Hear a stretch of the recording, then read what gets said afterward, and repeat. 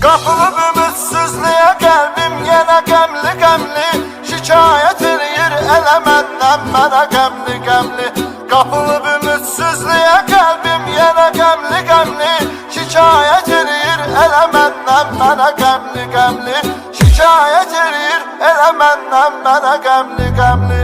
Yenə açıram qəmli məşəqqətli ömür dəftərin, yığmışam ömrüm bu kiçik dəftərə dərdin sərin. Yenə səni xatırlayıram, başqa bir aləmdəyəm.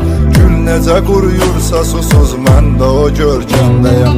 Gəl bu yanan qəlbimi öz damlalarından soyut, gəl ki bozulsun bu daxilimdəki səssiz sükut.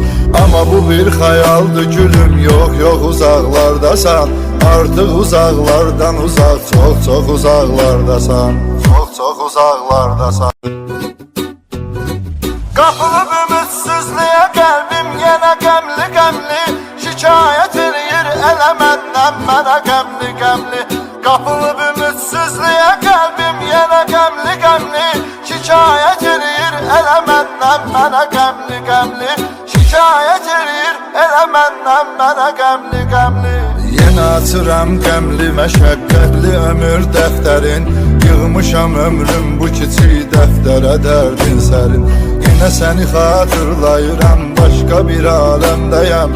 Gül necə quruyursa susuz mən də o görkəmdəyəm. Gəl bu yanan qəlbimi öz damlalarından soyut, gəl ki bozulsun bu daxilimdəki səssiz sükut. Amma bu bir xəyaldır gülüm, yox uzaqlardasan. Artıq uzaqlardan uzaq, çox uzaqlardasan.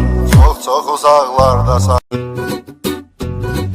Qapılıb ümidsizliyə qəlbim yenə qəmli-qəmli, şikayət eləyir elə məndən mənə qəmli-qəmli. Qapılıb ümidsizliyə qəlbim yenə qəmli-qəmli, şikayət eləyir elə məndən mənə qəmli-qəmli. Şikayət eləyir